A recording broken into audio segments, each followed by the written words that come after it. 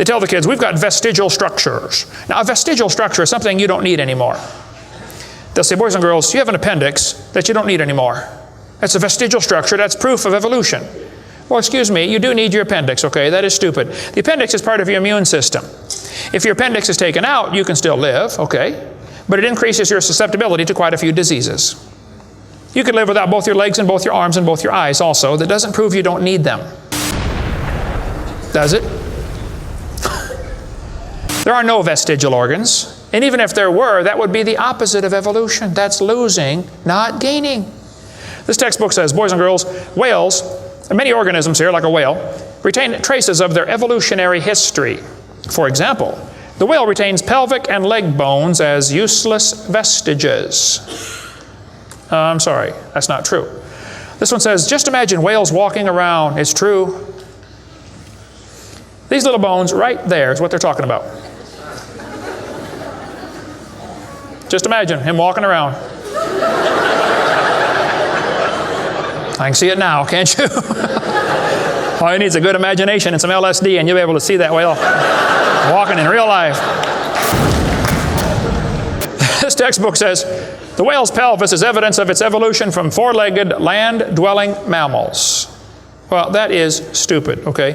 Those bones in the whale's abdomen are essential to hold muscles that support the reproductive system. Without those bones and those special muscles, the whales cannot reproduce. This has nothing to do with walking on land. It has to do with getting more baby whales. So the author that wrote this is either ignorant of his whale anatomy and should not be writing a book about it, or he's a liar trying to push a theory off on our kids. Here, this one says, whales once lived on land.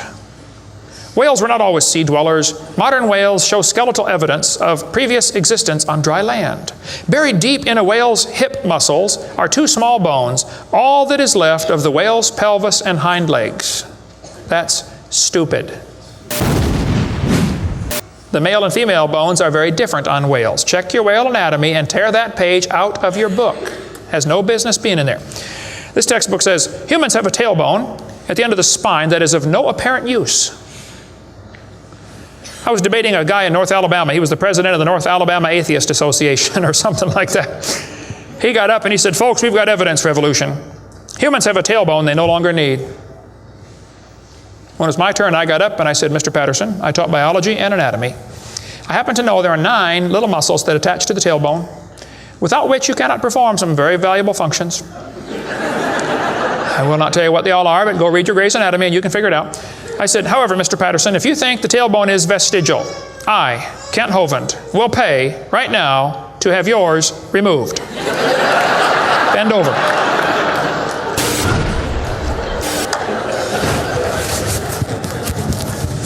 That is stupid, folks. The tailbone is not vestigial. This one says, the coccyx, that's the tailbone, the small bone at the end of the human vertebral column, has no present function and is thought to be the remainder of bones that once occupied the long tail of a tree-living ancestor. I was taught when I went to school, man used to have a tail, but he lost it because he didn't need it. I thought, didn't need it? Have you ever thought how handy a tail would be? Have you ever come to the door with 2 sacks of groceries? Wouldn't that be nice, man? Be able to grab that door and walk right around and get in? Lost it because we didn't need it. Man, you could drive the car and tune the radio knob and hold a Coke at the same time.